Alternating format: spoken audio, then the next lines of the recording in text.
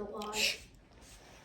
Jimmy adds 3 and 24 hundredths, 4 and 294 thousandths, and 2 and 73 thousandths. How much more is this than, or how much more than 5 and 31 hundredths is the sum? So based on the wording, we know that this is going to be more than 5 and 31 hundredths.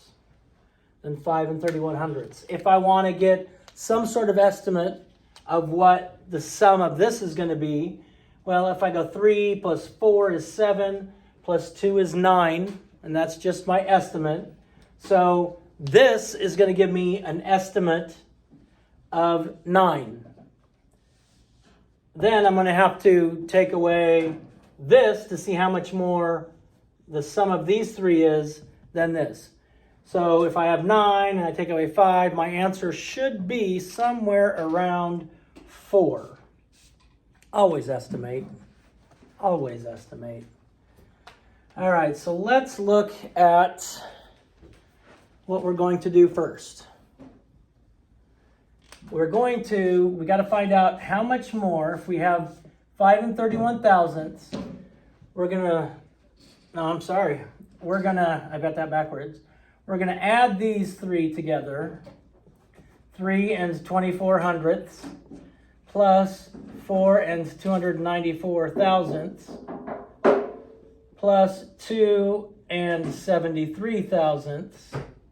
And to find out how much more this is, we're going to subtract 5 and 31 hundredths. So we have to know what this is first, and then subtract 5 and 31 hundredths to see it. So if we go 3 and 24 hundredths plus 4 and 294 thousandths, which when we're adding and subtracting, we have to make sure our place values line up. 1 over 1, tenths over tenths, hundredths over hundredths. I'm going to put a 0 there because adding 0 thousandths doesn't change anything. And I'm adding, always make sure I look at my symbol. 9, 10, 11, 12, 13, 5. So that's 7 and 534 thousandths. But we're not done. We still have to add this. So we have 2 and 73 thousandths. We're adding them because it asks us how much more is this sum than this. So 7, 10, 6, 9, and 607 thousandths. Now when we set our estimate, that when we added those together, we should get an answer around 9. And I just used front end estimation. I just added the whole numbers together. I didn't do any rounding or anything. I just added the whole numbers together and give me my idea. Now we say, according to our expression, we have to find the total, which we did, and we subtract.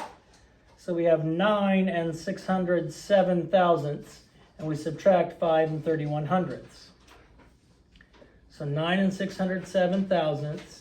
Again, we line up our place values. When we subtract, when we add, I can't just leave this here. I'm going to put a 0 there because I need to hold that place. And adding 0 thousandths to something doesn't change the value. If I have 5 and 31 hundredths and then somebody gives me 0 thousandths, I still have 5 and 31 hundredths. So I didn't change the value. We're subtracting. 7 subtract 0 is 7. That's going to have to be a 5. That's a 9. 2. So 4 and 297 thousandths is what I got for the answer, as long as I did all my math correctly. We could always check it. We could go back and check our math here. We could take and add this and see if it equals 9 and 607 thousandths. So there's various ways to check it. We know our answer is reasonable because we estimated first, and we found out that our answer should be near 4. We estimated when we added it all together, we said our answer should be near 9. So we've done some pre-thinking. Now we're doing some post-thinking. Is that answer reasonable according to what we guessed? Yes. Well, I thank you for your participation.